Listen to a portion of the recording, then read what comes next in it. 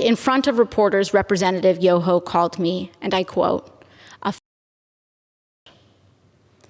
These are the words that Representative Yoho levied against a congresswoman, the congresswoman that not only represents New York's 14th congressional district, but every congresswoman and every woman in this country, because all of us have had to deal with this in some form, some way, some shape, at some point in our lives. I have encountered words uttered by Mr. Yoho and men uttering the same words as Mr. Yoho while I was being harassed in restaurants.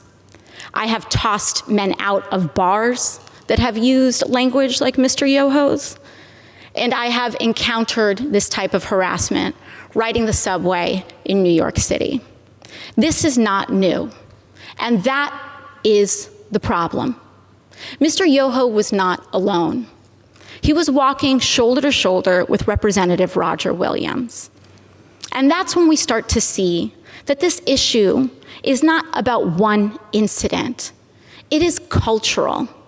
It is a culture of lack of impunity, of accepting of violence and violent language against women, and an entire structure of power that supports that. Because not only have I been spoken to disrespectfully, particularly by members of the Republican Party and elected officials in the Republican Party, not just here, but the President of the United States last year told me to go home to another country, with the implication that I don't even belong in America. The governor of Florida, Governor DeSantis, before I even was sworn in, called me a whatever that is. Dehumanizing language is not new. And what we are seeing is that incidents like these are happening in a pattern. This is a pattern of an attitude towards women and dehumanization of others. And I do not need Representative Yoho to apologize to me.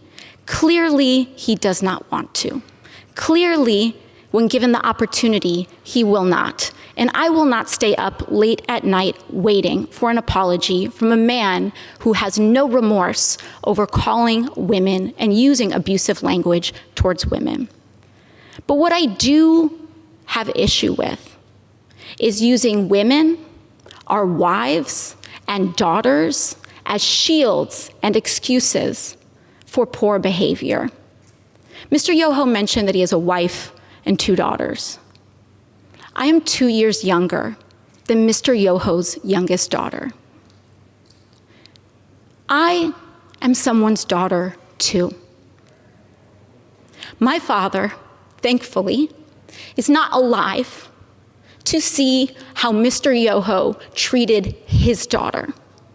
My mother got to see Mr. Yoho's disrespect on the floor of this house towards me on television. And I am here because I have to show my parents that I am their daughter and that they did not raise me to accept abuse from men. Now, what I am here to say is that this harm that Mr. Yoho tried to levy against me was not just an incident directed at me. But when you do that to any woman, what Mr. Yoho did was give permission to other men to do that to his daughters. In using that language in front of the press, he gave permission to use that language against his wife, his daughters, women in his community. And I am here to stand up to say that is not acceptable. I do not care what your views are. It does not matter how much I disagree or how much it incenses me or how much I feel that people are dehumanizing others. I will not do that myself.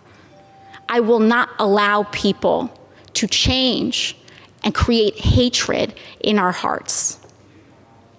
And so what I believe is that having a daughter does not make a man decent.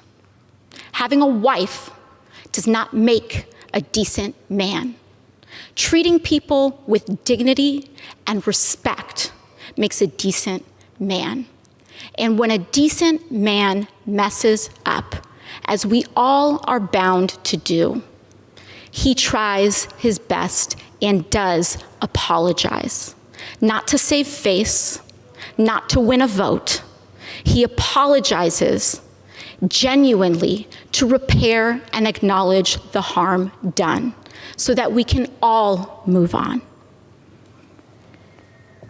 Lastly, what I want to express to Mr. Yoho is gratitude. I want to thank him for showing the world that you can be a powerful man and accost women. You can have daughters and accost women without remorse. You can be married and accost women. You can take photos and project an image to the world of being a family man and accost women without remorse and with a sense of impunity. It happens every day in this country. It happened here on the steps of our nation's capital. It happens when individuals who hold the highest office in this land admit to hurting women and using this language against all of us.